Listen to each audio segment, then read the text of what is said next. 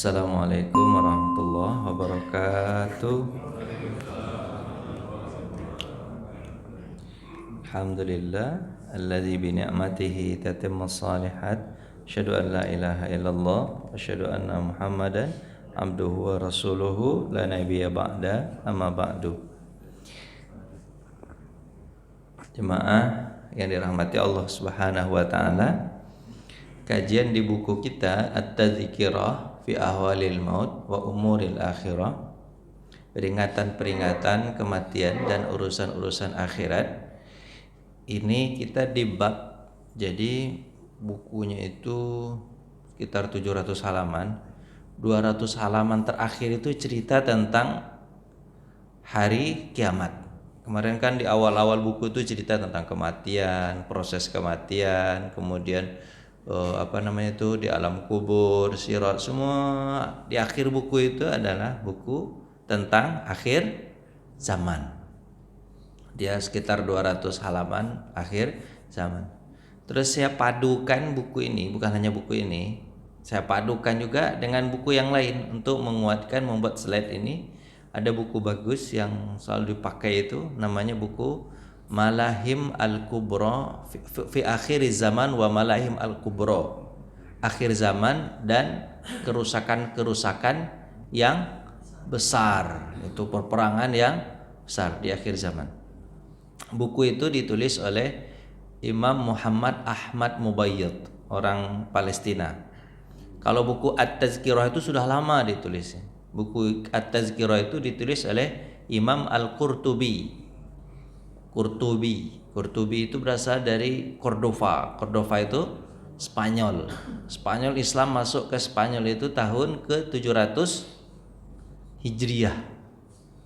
700 Hijriah. 700 Masehi.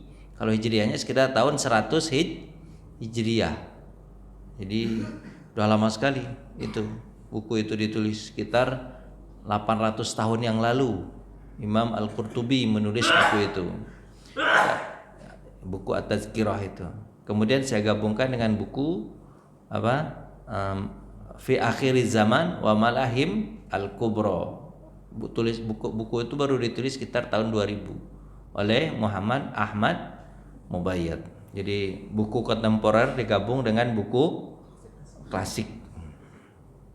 Jemaah yang dirahmati Allah, kemarin kita udah menyinggung tentang pentingnya kita mengetahui hari kiamat atau tanda-tanda dekatnya hari kiamat. Ini udah kita pelajari kemarin, kita cepatkan aja. Ini ayat-ayat Al-Quran yang menyinggung tentang hari kiamat. Amma yatasa'alun. Orang bertanya kepadamu tentang hal yang besar. Hal yang besar adalah hari kiamat. Terus ayat berikutnya, fahal yanzuruna ilas sa'ah an ta'tiyahum baghtah. Apakah mereka menunggu datang hari kiamat, padahal hari kiamat itu datang secara tiba-tiba. Kemudian surah Al-Qamar, iqtarabatis sa'ah, sudah dekat hari kiamat. Gitu kan? Ini ayat-ayat Quran bercerita tentang dekatnya hari kiamat itu banyak sekali. Makanya kita Al-Quran memperhatikan betul tentang hari kiamat. Ayat-ayat berikutnya banyak sekali, kita udah baca ini. Kemudian Rasulullah juga dalam hadisnya banyak sekali menjelaskan tentang hari kiamat. Ya kan? Pertama, hadis Jibril bertanya kepada Nabi tentang Islam, iman, ihsan, kemudian bertanya tentang tanda-tanda hari kiamat. Nabi menjawab apa Pak tentang hari kiamat? Antalidul umata rabbataha. Ketika sudah seorang ibu melahirkan tuannya, itu kan? Dah terbalik dunia itu artinya ibu takut pada anak. Kenapa ibu? Kenapa enggak ayah? Ikut di situ sekali ayah tuh. Ayah juga takut kepada anaknya. Sekarang udah terasa belum? Udah. Berarti udah dekat dari kiamat belum? Udah. Belum ya? Udah dekat. Tujuan nanti ada tujuannya. Kenapa kita pelajari hari kiamat? Apa tujuannya nanti? Ya kan? Tujuannya nanti bukan berarti udah dekat kemudian kita pasrah, enggak.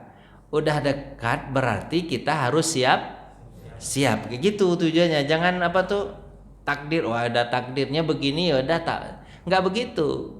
Takdirnya memang bukan takdirnya, kejadiannya memang begini ya, tapi apa, kita harus siap-siap dan harus survive di situ. Di situ tantangannya. Jadi kayak dikasih tahu sama Allah, di depan ada jembatan, kita gimana Pak? Ya siap-siap. Atau misalnya dia bilang di depan ada ranjau, bukan berarti yaudah kalau mati mati. Nggak begitu. Harusnya gimana? Ya menghindar atau gimana? Hati-hati. Jangan sampai terjerumus ke situ. Ya mungkin orang hari kiamat dapat pindah itu. Kita kalau bisa jangan. Jadi kalau kan banyaknya orang kalau begitu Pak, anak sudah apa tuh, orang tua sudah melahirkan tuannya. Ya zamannya begini ya udah begini aja. Enggak begitu maksudnya. Ini zaman salah, harus dirubah. Dikasih tahu itu tujuannya untuk apa? Bukan untuk putus asa, tapi Pak, untuk semangat usaha. Di sini pahalanya gitu. Pak paham ya? Kebanyakan orang gimana Pak tentang keadaan begini? Ya udah mau begini ya begini, ya udah terima aja. Tunggu aja Imam Mahdi, kan gitu. Imam Mahdi itu ada, itu bukan datang, beliau itu bukan karena dia datang begitu-begitu aja, harus diciptakan. Pak tahu diciptakan? Bisa nggak Bapak saya diciptakan? Paham nggak diciptakan? Paham itu ada. Jadi walaupun orang berkecamuk banyak begitu Pak, tapi ada sekelompok namanya Taifah Mansurah. Apa itu Taifah Mansurah? Sekelompok yang tetap berpegang pada agama ini. Disitulah Imam Mahdi akan muncul. Maksudnya disitulah Imam Mahdi nanti akan menyatakan diri saya Imam Mahdi. Jadi bukan di gelangan orang-orang yang sesat itu dia muncul. Jadi dari kalangan Bapak berharapnya begitu. Apa yang berharapnya? Semoga di kelompok yang kecil itu saya bagian di dalamnya. Itu namanya kata-kata optimis. Atau begini saya contohkan. Misalnya kan ada ujian ASN lah, ANS ya, JNS. Apa kata pengumumannya? Yang akan diterima cuma 5 orang dari 2.000 orang yang mendaftar. Berapa Pak? 2.000. Kalau ASN bukan 2.000 Pak, 500.000. 500.000 yang daftar, yang terima cuma berapa orang? 5 orang. Bapak harapannya apa? Di antara yang 5, saya satu di dalamnya. Itu namanya harapan Bapak optimis. Cuma 3 yang diterima. Bapak bilang apa? Di antara yang 3, saya yang satu di dalamnya. Cuman satu-satunya yang diterima. Yang satu-satunya itu adalah saya. Itu namanya kalimat optimis. Tapi kebanyakan orang bilang apa Pak? Dah cuma 5 orang dari berapa? 100.000 orang yang di tes. Alah, udahlah kayaknya nggak masuk. Itu namanya sifat orang kalah. Kalau sifat orang menang itu Pak? Sifat orang menang itu saya. Jadi Imam Mahdi itu ada, gitu kan? Ada muncul dia itu di kalangan orang-orang yang betul-betul apa Pak? Berpegang teguh dengan agama ini. Jadi Jibril itu mengingatkan. Terus Pak ya, Nabi pernah nih, Rasulullah tadi Quran kan, ya Quran banyak. Rasulullah juga pernah sehari penuh Pak berbicara kepada sahabat tentang hari kiamat. Nanti ceritanya panjang sekali ini. Nabi subuh cerita, habis subuh selingin dengan apa Pak? Sarapan. Habis sarapan cerita lagi tentang hari kiamat. Kemudian habis itu zuhur makan, habis makan cerita lagi tentang hari kiamat. Ini namanya habis asar cerita lagi sampai maghrib, sampai isya baru pulang. Itu namanya Bapak seminar sehari penuh bersama Nabi Muhammad. Materinya apa Pak? Hari kiamat. Berarti luar biasa kan perhatian Nabi ya. Udah pernah ada tuh pelajaran Nabi itu tentang fikih penuh sehari kiamat. Tapi kalau hari kiamat memang penuh sehari bersama Nabi Muhammad SAW.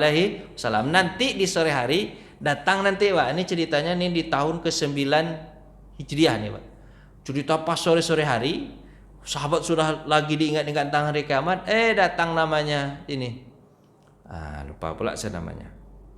Dari Yaman beliau, sekelompok orang dari Yaman. Akhirnya dia masuk Islam, lupa saya namanya. Coba masih ingat nggak Pak? Tentang cerita Dajjal. Siapa orangnya? Tamim Ad-Dari. Oh, Pak tahu aja. Terima kasih Pak ya. Tamim Ad-Dari. Nah, itu kan. Tamim Ad-Dari ini dia apa aslinya apa? Nasrani ini dari Yaman. Dia berlayar, kemudian ketemu dengan terombang ambing kapalnya, kemudian mereka pingsan di atas kapal tersebut sampai mereka datang ke sebuah pulau. Ketemu dengan binatang yang lebat sekali apa? Bulunya, tidak tahu mana depan dan mana belakangnya. Kemudian Tamim Ad-Dari bertanya, tempat apa ini? Dia tidak menjawab, dia hanya mengatakan janya kepada orang yang ada di dalam apa? Di dalam hutan. Ini dalam hutan ini kan. Ternyata ditanya dalam hutan, ternyata di sana ada orang yang terbelenggu. Diikat, semua badannya diikat. Orang terbelenggu biasanya cuma diikat apa? Tangan dan kaki. Kalau ini enggak, badannya semua diikat. Kemudian Tamim Ad-Dari bertanya, tempat apa ini? Kemudian dia menjawab, sebelum kalian bertanya, jawab dulu pertanyaan saya. Bagaimana dengan apa? Korma Baisan di mana? Di Israel. Sekarang jadi wilayah Israel. Dulu Yordania. Diambil sama Israel. Bagaimana dengan korma Baisan? Masih berbuah katanya Tamim Ad-Dari. Nanti dia tidak akan berbuah. Memang betul Pak, korma Baisan itu dibom sama Israel. Habis dia sudah. Sekarang udah habis korma Baisan. Bagaimana dengan sungai Efrat? Sekarang masih apa? Masih ada airnya. Nanti dia akan kering. Efrat itu Turki Pak, bagian Turki gimana gitu. Kemudian bagaimana dengan sungai Tigris? Tigris itu di mana Pak? Iran itu, tapi sampai juga ke Turki itu. Dua sungai itu Pak, Tigris sama Efrat. Masih ada airnya, tapi dia nanti akan mengering. Sungai Efrat tadi saya jawabannya. Sungai Efrat tadi dia sekarang masih berair, besok mengering dan dia akan mengeluarkan emasnya. Itu nanti dari Nabi itu. Nanti Sungai Efrat itu keluar emasnya, dari 100 orang meninggal 99. Saking gontokan. Meninggal 99 orang. Dia perang terus. Meninggal 99 orang kata Nabi, dan satu orang ini pun putus asa karena dia tinggal sendiri hidup di dunia, dia bunuh diri. Untuk apa sama saya emas ini? Sementara teman-teman saya sudah mati semua. Itu teman itu ceritanya Pak, bukan lawan. Teman saling gontok-gontokan, habis itu karena emas Pak. Keluar dari Sungai Efrat itu apa? Gunung emas. Gunung emas. Akhirnya gitu.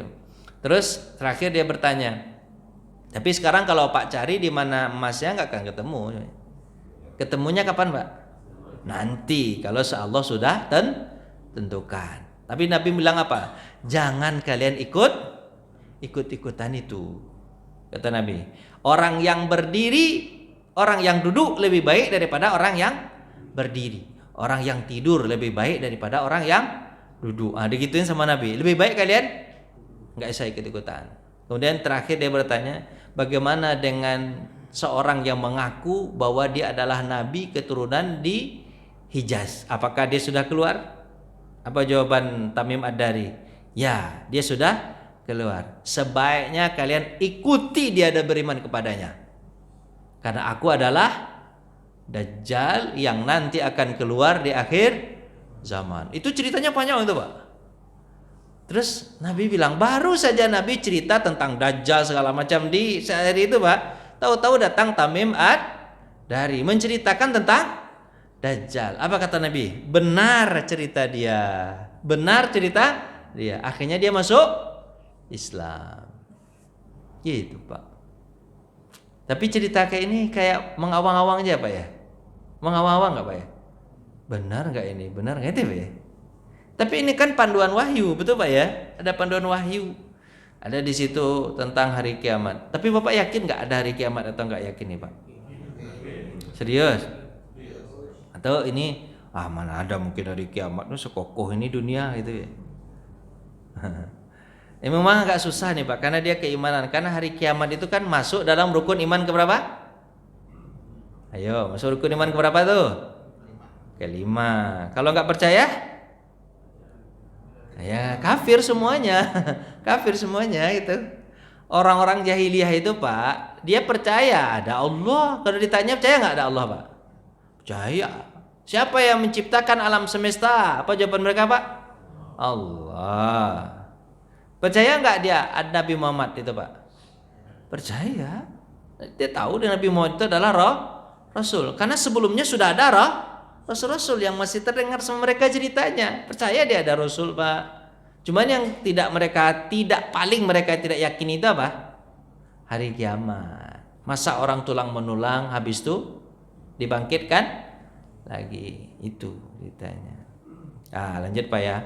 Ini sehari penuh nih perhatian Nabi tentang hari kiamat. Kemudian memanfaatkan berbagai macam keadaan untuk cerita hari kiamat. Ini pernah Rasulullah terbangun malam, tentu langsung bercerita tentang hari Ya'jud Ma'jud kepada siapa? Aisyah. Sentak Nabi bangun malam, habis itu ada apa ya Rasulullah? Apa kata Nabi? Aku melihat Ya'jud Ma'jud hampir bolong apanya, Pak? Temboknya. Ini bangun malam cerita tentang hari kiamat. Malam hari, kesempatan apapun. Dalam perjalanan yang ditempuh Nabi SAW ke perang Tabuk, Rasulullah juga bercerita tentang hari kiamat.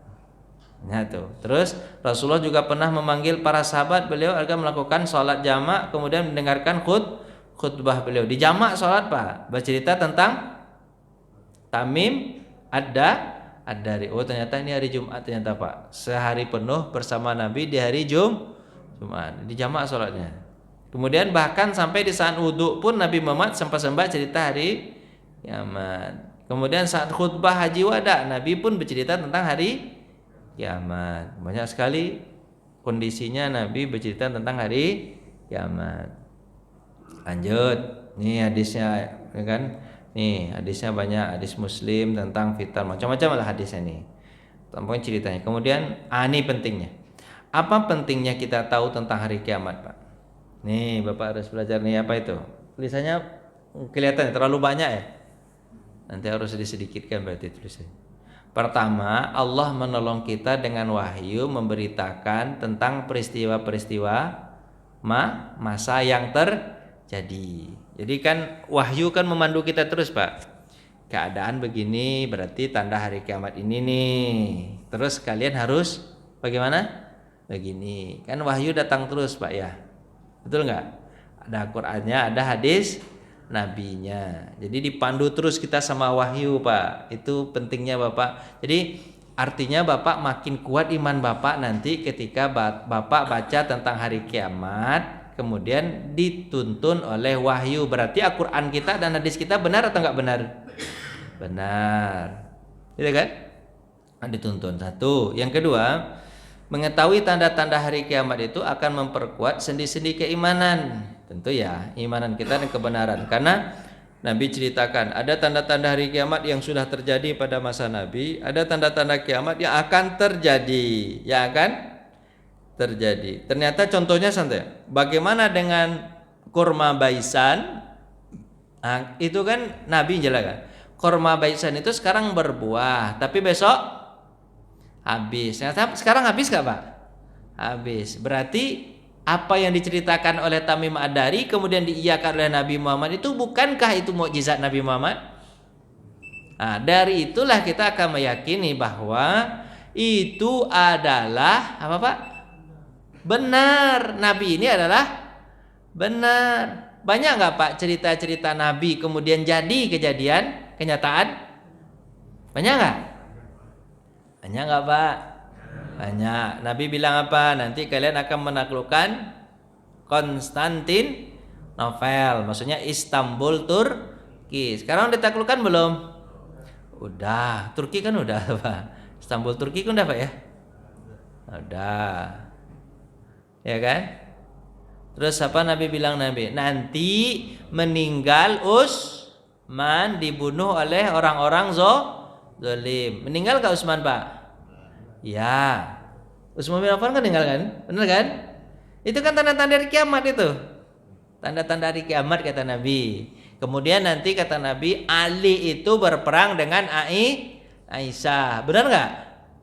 Ya. Di perang apa namanya? Jamal. Berarti benar gak Nabi ini, Pak? Benar, padahal Nabi udah masih hidup ketika itu udah meninggal. Udah meninggal. Kan ceritanya iya, tapi kejadiannya kan udah meninggal kan? Tapi setelah itu kejadiannya terjadi. Nah, terus nanti Bapak akan tanya nanti, terus gimana kalau begitu udah takdirnya begitu ya begitu aja? Enggak begitu, harusnya gimana Pak? Cari solusi. Nah, terus begini ketika mengetahui tanda-tanda hari kiamat, bentuk peringatan. Nah, nih, ada peringatan, kemudian cari solusi bagi umat Islam atas setiap musibah dan kejatuhan mereka. Seperti saya sampaikan tadi. Kalau Allah mengatakan di sana ada ranjau, Bapak jangan putus asa, udahlah mati kayaknya nih. Jangan begitu. Tapi apa, Pak? Berusaha untuk menghindar dari ranjau itu. Itu maksudnya. Iya, Pak ya? Itu maksudnya. Dan kalau orang yang lepas dari ranjau berarti pahalanya lebih besar karena tantangannya lebih berat. Ya. Yang keempat, mempelajari tanda-tanda hari kiamat akan menolak sikap lemah. Kita nggak lemah jadinya. Menolak sikap putus asa, kemudian tekanan psikologi, memperkuat keteguhan dan memegang agama, dan motivasi untuk beramal soleh dalam rangka menambah risalah langit. Jadi Pak, kalau kita tahu misalnya apa ya? Kita tahu nih, kita akan diburu dan dikejar-kejar. Yang harusnya yang ada dalam diri itu apa, Pak? Saya berarti harus semangat. Berarti saya harus lepas dari ini. Itu. Terbalik dia, Pak. Jangan diapain, Pak? Jangan lemah gitu. Enggak boleh begitu. Terus berikutnya yang kelima, untuk apa kita tahu tentang tanda-tanda dari kiamat? Rasa ingin tahu. Kan biasanya kita ingin tahu ini kejadiannya apa ya sekarang ya. Ini alamnya kok alam begini ya rasanya. Terus apa ini panduan agama kita kan itu kan. Ternyata di dalam agama kita ada panduannya. Rasa ingin tahu itu terjawab di agama kita. Ya. Kemudian yang keenam, mengetahui tabiat zaman dan menghindar dari petakanya. Nah, itulah bagaimana caranya apa pentingnya kita belajar akhir zaman. Nah, kemudian ini Pak, bantahan terhadap pemahaman mereka yang berwawasan sempit. Jadi kan ada orang yang putus asa Pak ya, bahasa ini dibantah oleh Imam Ahmad Mubayyid. Ini gabungan masalah bukunya. Apa katanya? Fitnah-fitnah yang pernah dikabarkan dari Rasulullah itu bukanlah semacam perkara yang dipaksakan sebenarnya. Itu ya, bukan perkara yang dipaksakan oleh Allah Subhanahu wa taala bagi umat Islam, tetapi merupakan akibat ulah dari umat Islam itu sendiri. Nah, ingat itu, Pak ya. Apa yang terjadi saat sekarang ini, apakah karena Allah yang menginginkan terjadi begini atau memang kita yang menginginkan? Atau kita yang menciptakan keadaan? Ya, ayo Pak jawab, siapa yang Pak salahkan? Allah kah yang membuat Bapak begini atau kita yang menciptakan keadaan? Ayo jawablah Pak. Jawablah. Kita Pak. Karena takdir Allah itu tidak akan terjadi kalau bukan ada. Karena masalah takdir itu Pak, takdir itu kan ada dua dia. Ada takdir memang Allah yang menentukan, ada takdir kita yang menentukan. Minta kepada Allah dia berubah nggak Pak? Takdir itu berubah Pak. Jadi Pak, sekarang ini contohnya Pak ya, mohon maaf ini. Dulu keruntuhan Spanyol misalnya. Keruntuhan Spanyol itu manusia yang menciptakan atau umat Islam yang menciptakan atau orang Spanyol itu menguat? Kita hanya orang Islam yang memaksakan itu. Kita hidupnya sudah Spanyol itu sudah mewah-mewahan. Terus apa Pak? Mereka pelajari itu bukan Al-Quran, bukan hadis. Tapi apa Pak? Cara makan ala Spanyol. Cara berpakaian ala Spanyol kayak gitu. Jadi ikut dengan gaya Spanyol, akhirnya mereka sama jadinya. Akhirnya mereka dikalahkan karena mereka berburu dunia. Kalahlah umat Islam kalau berburu dunia Pak, berpacu dunia. Umat Islam kalau berpacu dunia, dia masih ada rasa ragunya. Ragu ini haram enggak? Haram enggak? Akhirnya ragunya itulah yang membuat dia tidak apa Pak? Enggak cepat untuk ngejar dunia. Sementara orang non muslim haram halal sikat aja, cepat nggak dia dapat Pak? Cepat dia dapat. Makanya saya contohkan Pak, kalau orang Islam Indonesia yang korupsinya cuma 1 miliar, 2 miliar, ketangkap lah. Tapi coba lihat kalau orang non muslim yang korupsinya berapa Pak? Triliunan, tangkap nggak? Enggak ketangkap. Apa sebab? Setiap orang itu dibayar sama dia, nggak jadi dia ketangkap. Jadi umat Islam itu kayak gitu. Kalau korupsi itu jangan. Nah itu kan bahasanya jadi kesimpulannya beda jadinya. Jangan nanggung-nanggung. Kalau nanggung-nanggung ya ketangkap. Makanya kata Nabi SAW, kalian kalau sudah berburu dunia, selesai kalian sudah. Dan itu siapa yang menciptakan, Pak? Kita yang ciptakan mah. Jadi jangan katakan bahwa kejadian ini Allah yang paksakan kepada kita. Bukan. Kejadian ini apa? Kita yang ciptakan. Pak, mohon maaf ini Pak ya. Maaf ini misalnya nih. Di mana misalnya kejadian negara-negara Islam yang hancur-hancuran, Rohingya, misalnya lagi apa tuh, India, apalagi itu Pak ya, apalagi Pak ya, Amerika, Perancis, orang Islam yang tertindas Pak ya, apalagi Pak ya, Palestina duluan, kalau di Arab itu Pak, Libya, Irak, apalagi Pak, Suriah, apalagi Pak, Yaman, sebutlah Pak, itu tuh apakah karena orang betul-betul mengacak-acak datang gitu aja? Enggak Pak. Kita yang lemah kemudian orang kuat. Jadi sebenarnya Pak kalau pepatah itu mengatakan bukan musuh yang kuat tapi kita yang sedang lemah. Kalau musuh kan gitu-gitu aja Pak. Dia itu kan dipelopori oleh syaitan. Kalau dipelopori oleh syaitan kan setan begitu-gitu aja. Begitu-gitu aja setan tuh, kemampuannya begitu-gitu aja. Kitanya yang lagi lemah. Tapi kalau kita kuat, setannya mampu nggak untuk melawan kita, Pak? Nah, coba lihat bagaimana Nabi menghilangkan seluruh setan-setan yang ada memusuhi Nabi di mana, Pak? Di Madinah. Gimana? Tahu Pak? Tahu? Gimana caranya? Setelah tahun kelima, tahun keberapa nih Pak? Tahun kelima apa? Hijriah. Setelah perang Ahzab, kan orang datang banyak tuh untuk menyerang Muhammad dan menghancurkan apa Pak umat Islam di Madinah. Apa Nabi bilang? Nahnu na'ti ilaihim wa la nu'ti ilaina. Setelah mereka datang ke sini, tidak akan mungkin mereka datang lagi kecuali kita yang akan datang mereka. Itu hebatnya Nabi Muhammad. Setelah tahun kelima itu Pak, bukan Nabi lagi yang dikejar sama orang, tapi apa Pak? Nabi yang mengejar siapa yang berani-berani menghancurkan agama Islam ini. Siapa yang dikejar sama Nabi Pak? Dikejar semuanya. Dikejar. Siapa yang dikejar Pak? Nanti Quraisy ditaklukkan. Yahudi yang berani-berani di Khaybar mereka berkumpul ditaklukkan. Apalagi Pak? Bani Mustalik, Yahudi Bani Mustalik ditaklukkan. Kemudian Bani Salamah yang coba ikut ditaklukkan. Bani Ghassan ditaklukkan. Semua orang yang ikut ditaklukkan. Jangankan itu Pak. Orang-orang Roma yang tamak ingin menghancurkan agama Islam, ya kan? Roma itu Rom. Mereka berkumpul di Syam, dikejar sama Nabi Muhammad ke atas dengan apa namanya? Perang Tabuk. Semua orang yang berada di sekitar Nabi yang ada dalam jangkauan, baik Nabi yang datang maupun sahabat yang diutus, semuanya mengatakan Pak, jangan kalian macam-macam terhadap agama Islam. Menampakkan kekuasaannya. Tahun berapa Pak? Tahun kelima Hijriah. Sampai Nabi Muhammad meninggal dunia, sampai Abu Bakar, sampai Umar, kan begitu ekspansi Pak. Ekspansi Islam itu beda dengan ekspansi non Muslim. Kalau Islam itu Pak, datang tujuannya bukan untuk membunuh, tapi untuk apa Pak? Untuk nakut-nakutin doang. Kalau terjadi perdamaian itu lebih baik. Coba lihat Bapak bagaimana ekspansi Islam itu Pak. Datang, kepung, bukan untuk membunuh tujuannya. Tujuan itu apa? Untuk nakut-nakutin doang. Kalau mereka takluk, kemudian mereka menyerahkan diri, itulah tujuan aslinya. Bukan untuk membunuh. Coba lihat gimana itu Nabi Muhammad. Datang, kemudian Nabi Muhammad tawarin apa? 3 tawaran.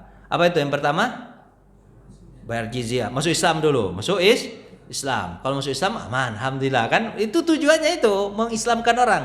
Yang kedua, bayar jizyah. Jizyah itu kan untuk mengakui kekuasaan Islam dan jangan coba-coba menyerang, gitu kan?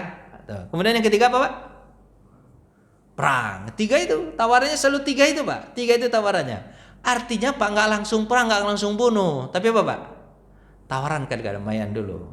Tujuannya apa? Untuk mengamankan agama ini. Kalau kita sekarang ada nggak nilai jihad itu dalam diri kita Pak? Nilai jihad itu untuk mengamankan negeri ini. Makanya ada pepatah itu Pak. Kalian kalau kepengen aman, siap-siaplah untuk perang. Tapi kalau kalian tidak siap untuk perang, tidak ada kedamaian untuk kalian. Sekarang kita ada nggak untuk perang itu nilai jiwa kita ada nggak nilai untuk berjihad itu nggak ada Pak? Nggak ada Pak, takut betul kita. Tuh kita sibuk dengan dunia kita. Sibuk dengan dunia kita. Yang sibuk dengan politiknya, sibuk dengan politiknya. Yang sibuk dengan pekerjaannya, sibuk dengan pekerjaannya. Yang sibuk dengan usahanya, sibuk dengan usahanya. Yang sibuk dengan anak istrinya, sibuk dengan anak istrinya. Yang sibuk jalan-jalan, jalan-jalan kerja. Yang sibuk ini itu, sibuk aja ini itu. Ada mereka mikirkan agama ini bagaimana supaya dia tidak dirusak sama orang lain? Ada nggak? Nggak ada. Kita mikirkan, jangankan agama ini dirusak sama orang, kita sendiri pun merusaknya. Ya kan? Kita katanya Islam, tapi tidak melaksanakan praktek-praktek keislaman. Berarti kan rusak sendiri. Kalau ngajar apa Pak? Kalau baca buku ini bawaannya mama marah aja Pak, serius Pak. Bapak jangan merasa dimarahin ya. Mama begitu bukunya itu. Membuat kita Bapak semangat. Akhir zaman ceritanya nih. Jadi Pak, itu kejadian itu artinya bukan dipaksakan kepada kita, tapi Bapak, kitanya yang menciptakan suasananya begitu. Kalau mau gimana Pak? Ya jangan begitu. Harus robah cara. Yang kedua, barang siapa mencermati hadis Nabi dan menyinggung masalah-masalah fitnah ini, saya dia akan menemukan berbagai solusi. Jadi ada di hadis Nabi itu, kan ada habis Bang. Nanti kalau datang hari kiamat nanti gitu kan bagaimana? Itu kan hadis Nabi itu pasti ada apanya Pak? Solusi. Sampai solusi katakan orang jangan ikut-ikutan itu. Kalau orang mengejar dunia jangan ikut. Karena ada solusinya di situ Pak. Setiap hadis Nabi ada solusinya. Yang duduk lebih baik daripada yang berdiri, kan gitu kata Nabi Muhammad SAW kan. Jadi ada solusinya. Jadi bukan hanya diberikan susahnya, tapi diberi apanya? Solusinya. Kemudian yang ketiga, para sahabat sudah paling mendalam ini tentang ilmu agama, tentang apa Pak? Hari kiamat. Mereka tidak bersikap lemah, mereka tetap berjuang, survive gitu. Terus tetapi sebenarnya kalaupun terjadi kejadian susah itu Pak, kalau memang ada, kalau bisa jangan di kita. Silahkan kepada orang yang tidak mau berpegang sama agama. Kan Nabi tidak mengatakan semua kita dapat kejadian fitnah itu, enggak kan? Bisa jadi sebagian kecil aja, kalau bisa begitu gitu kan. Yang lain aman-aman aja gitu. Mengimani berita keluarnya seorang yang berasal dari apa Pak? Keturunan Nabi terakhir, siapa namanya? Imam Mahdi. Jadi Pak. Jadi Imam Mahdi itu bukan ditunggu Pak, tapi diapain Pak? Diciptakan suasananya dulu. Ada orang yang betul-betul berpegang sama agama, baru di situ dia muncul. Munculnya itu bukan tiba-tiba sih sebenarnya. Dia kan keturunan manusia juga Pak ya. Manusia juga. Betul nggak Pak? Misalnya sekarang Bapak memilih presiden nih. Presiden yang baik itu diciptakan atau muncul sendiri? Diciptakan Pak. Bapak didik anak Bapak baik-baik, Ibu didik anak Bapak baik-baik, bagus-bagus semua, jadi bagus semua. Nanti yang jadi presiden siapa? Kok Anies Pak? Langsung aja Anies. Maksudnya itu muncul siapa? Presiden baik gitu kan. Amin lah. Amin aja dulu katanya ya Pak Ji ya. Gitu. Jadi kalau seandainya yang banyak itu yang jahat-jahat, yang muncul apa nanti? Nanti presiden yang jelek juga ya kan. Pandai-pandai lah mendidik anak. Saya selalu bilang begini sama ibu-ibu itu, ibu-ibu tolonglah Bu, bilang sama anak-anaknya gini. Nah, ibu nggak rela kalau kau makan harta haram. Walaupun banyak pun harta haram, ibu nggak akan makan. Makan aja lah sendiri. Kira-kira anak-anak itu jadi korupsi atau enggak? Nggak akan korupsi dia. Kenapa? Karena dinasihati oleh orang tuanya.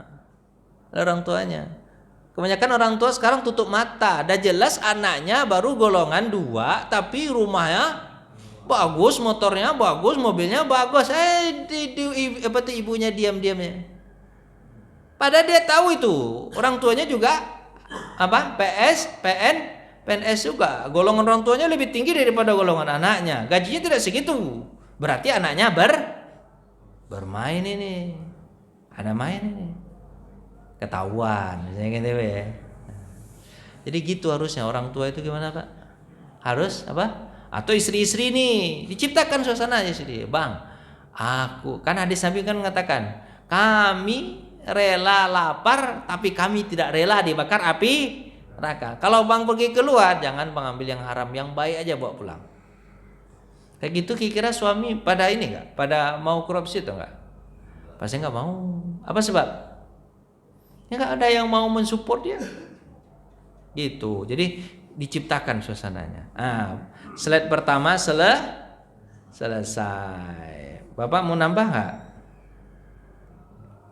Ini ceritanya berikutnya nih. Slide berikutnya tentang apa nih Pak? Baru kita masuk setelah kita kaji tentang pentingnya itu, kita masuk sekarang apa? Apa tuh? Tanda-tanda kecil yang terjadi dan fitnah-fitnah yang terjadi di akhir zaman. Bapak mau nanya, tanyalah. Silakan Pak, tanya dulu. Salam.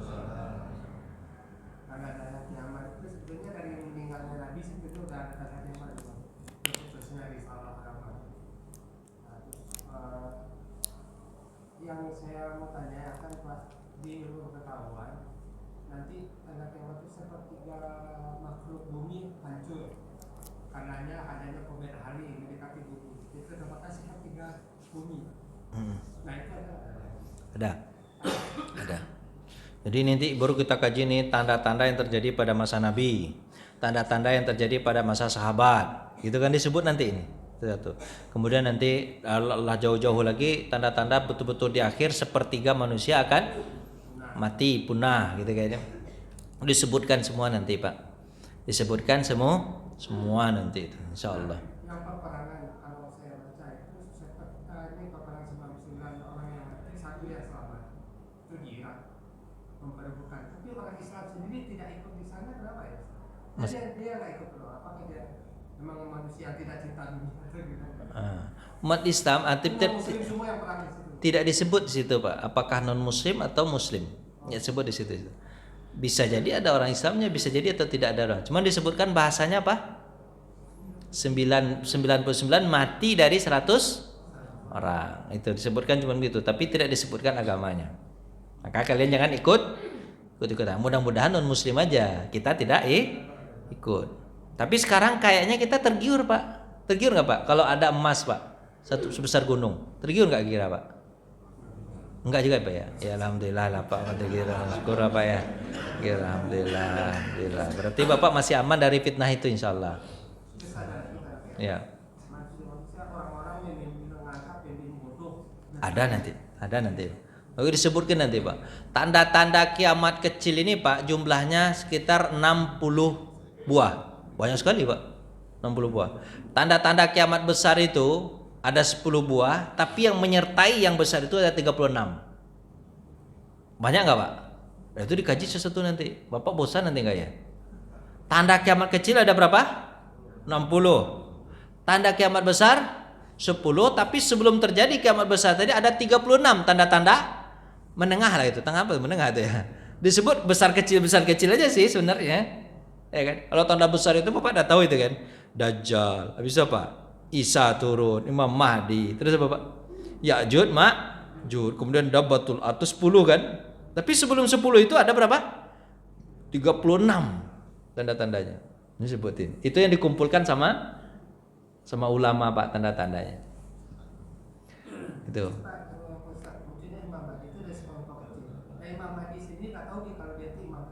Sekarang belum dia tahu. Dia nggak tahu. Sekarang dia belum. Apa Pak? Dia sendiri tidak tahu kalau dia itu Imam Mahdi. Iya nggak tahu. Imam Mahdi itu gelar Pak. Dikasih apa Pak? Dikasih apa tuh Pak? Gelar. Aslinya namanya siapa Pak? Kata Nabi Muhammad bin Abdullah. Nama dia dengan nama ayah saya itu sama. Namanya Muhammad bin Abdullah. Dia tidak mengira pula bahwa dia adalah Imam Mahdi. Dia itu dibaiat itu apa Pak? Diangkat, disumpah sama orang-orang Taifah Mansurah itu, yang kelompok kecil tadi, yang baik-baik tadi. Pimpinlah kami, tolonglah pimpinlah kami. Dia awalnya nggak mau Pak, tapi jadi. Dan ternyata ketika dia jadi, betullah dia adalah Imam Mahdi. Jadi kalau dicari sekarang nggak ketemu Pak, Bapak cari sekarang Mahdi nih ya. Kamu Mahdi kan? Nama kamu Muhammad bin Abdullah Mahdi. Enggak, dia nggak tahu memang. Nanti tahu-tahu jadi. Kayak saya misalnya saya nggak tahu nih akan jadi presiden nih kan. Tahu-tahu jadi gitu. Tahu-tahu jadi kan nggak tahu saya Pak. Takdir sama Allah kan. Bapak paham nggak nanti? Yang kayak yang situ kan dia nggak ngerti juga dia jadi. Mata tahu jadi. Cuman kebablasan jadi terus. Nah gitulah kira-kira Pak. Terus apa Pak? Bapak ini jangan menyinggung-menyinggung lah. Terus lanjut. Ada lagi? Ya, apa? Lanjut nih. Lanjut. Ini tanda-tanda kecil nih ya. Tanda-tanda apa Pak? Kecil. Yang kecil. Ini banyak nih tanda-tandanya. Pertama, tanda-tanda yang terjadi pada masa Nabi Muhammad SAW. Ini manfaat kita mempelajari tanda-tanda ini. Itu dulu. Beberapa tanda disebutkan dalam Nabi terbukti telah terjadi. Meskipun ada beberapa yang tidak terbayangkan terjadi. Nah, semuanya ini adalah memperkokoh keimanan kita. Satu. Kemudian sejarah suatu bangsa tidak terpisahkan dari bangsa yang lain. Dengan mempelajari sejarah tersebut kita dapat ambil pelajaran supaya jangan terperosok dalam kemunduran itu, gitu kan? Terus kan? Kemudian agama tidak menjelaskan kisah perseteruan hak dan terabati sejak zaman Nabi Muhammad dari Nabi Adam sampai. Jadi hak batil itu pasti ada terus. Jadi Bapak gimana Pak? Jadi Pak kalau Pak lihat ini peperangan Palestina bukan adalah peperangan antara orang Palestina dengan Israel saja, tapi apa Pak? Hak dan batil. Bapak harus berada di mana? Yang hak. Walaupun sekarang mungkin yang hak itu dianggap lemah, tapi Bapak harus tetap mengatakan ini hak, ini benar, ini harus saja. Jadi Bapak tahu nggak Pak? Misalnya tentang Kaisah Hal, Bapak pernah cerita tentang Kaisah Hal nggak? Kejadian ada tulisan kecil. Kaisah Hal itu siapa Pak?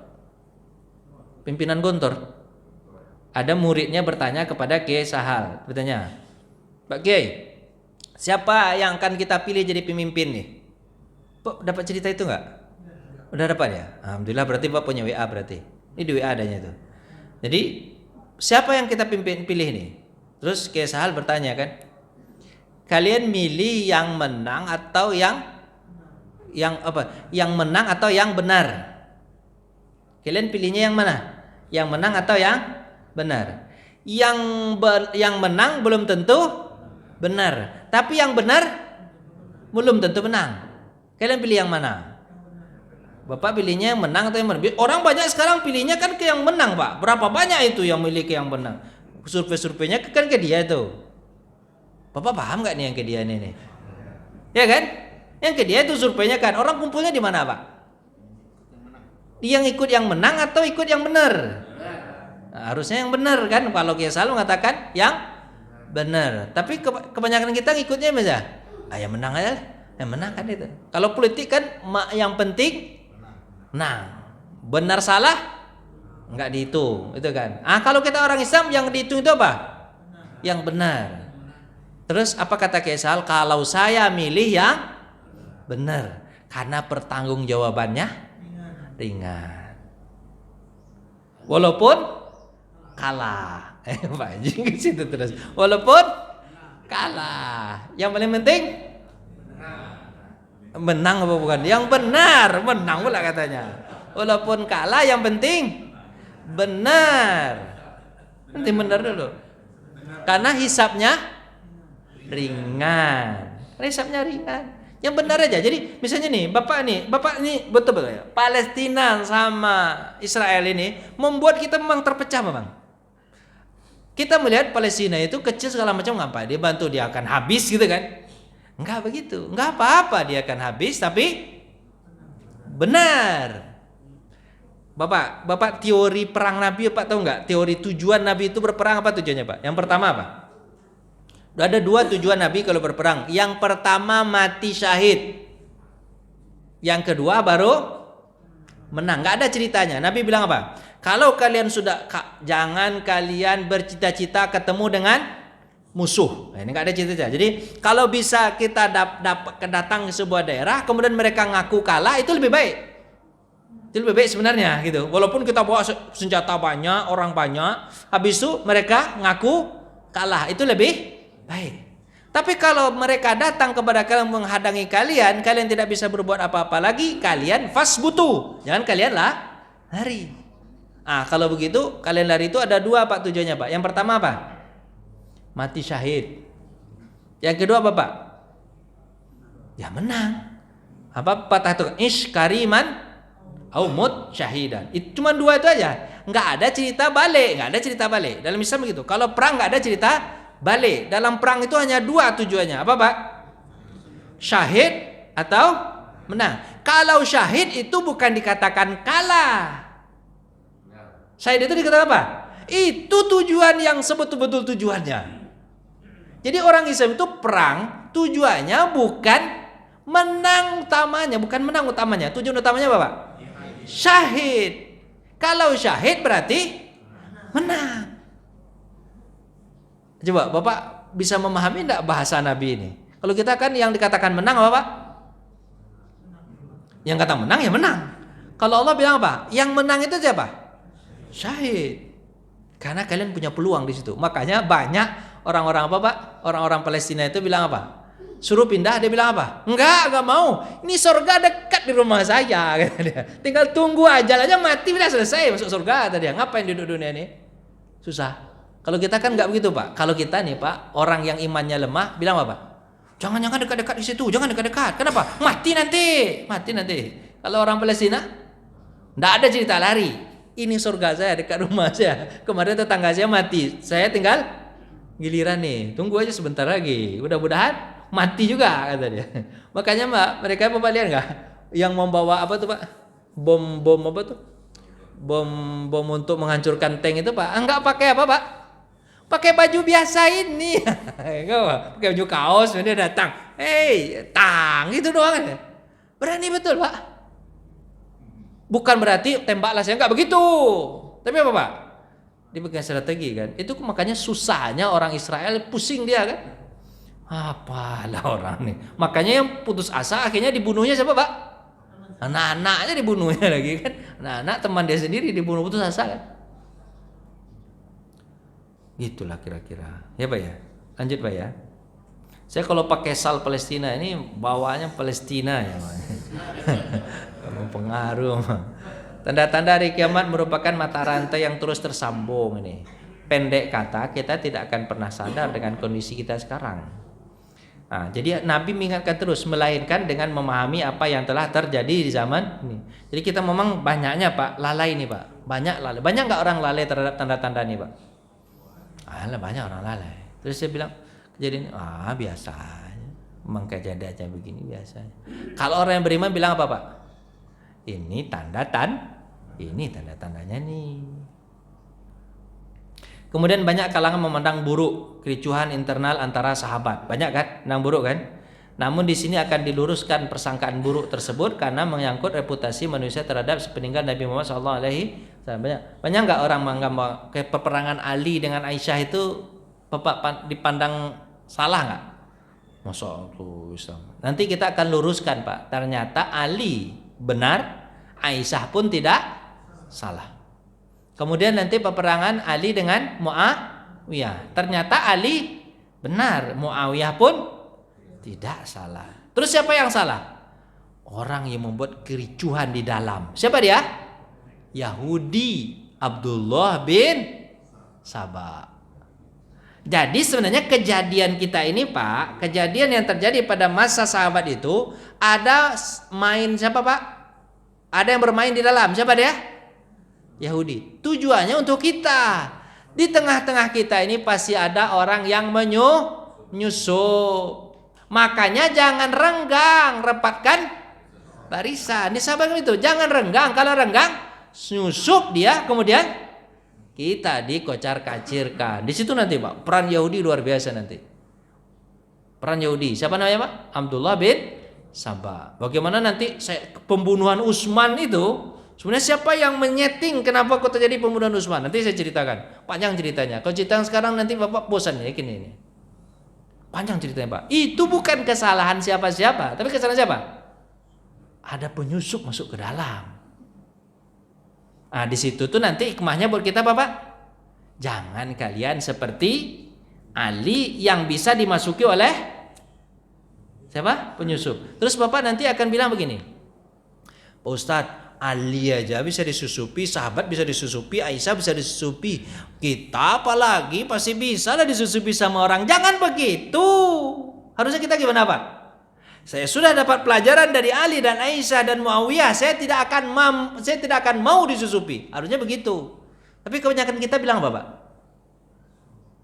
Ali aja bisa disusupi, Aisyah bisa disusupi, apalagi kami. Harusnya kan bahasanya kan bahasa apa Pak? Pesimis.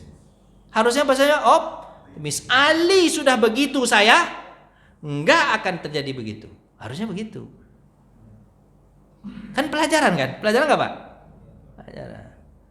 Sebagian tanda-tanda hari kiamat telah beberapa kalangan diprediksi masih jauh dari kenyataan, ternyata sangat dekat masanya malah terjadi. Kayaknya Bapak udah capek kayaknya nih ya. Udah ya, pulang ya. Ya. Jadi itu aja lah intinya Pak ya. Nanti belum kita masuk nih. Nih tanda-tanda kan di atas itu nggak kelihatan betul Pak ya nih Pak. Tanda-tanda kiamat pertama itu apa Pak? Nabi diutus. Itu Nabi diutus itu berarti kiamat sudah mau datang, karena Nabi Muhammad adalah Nabi terakhir. Nanti dirintit berapa banyaknya nih Pak? 60. Tanda-tanda apa Pak? Kiamat kecil. Nanti kita kita jelaskan satu-satu. Baik Pak, sudah waktunya nih untuk sarapan. Baiklah kita sarapan. Terima kasih Pak ya atas perhatian dan mohon maaf atas segala kekurangan. Mudah-mudahan kita dengan pelajaran ini bukan mengendurkan semangat, tapi makin semangat. Kesalahan orang dulu harus kita apain Pak? Harus kita apain Pak? Harus kita apain? Perbaiki. Bukan dengan kata-kata pesimis. Udahlah membagi ini kayak enggak begitu Pak ya. Harus kita perbaiki. Terima kasih atas kesalahan. Terima kasih atas perhatian, mohon maaf atas kesalahan. Kita tutup dengan baca hamdalah. Alhamdulillahirabbil alamin. Assalamualaikum warahmatullahi wabarakatuh.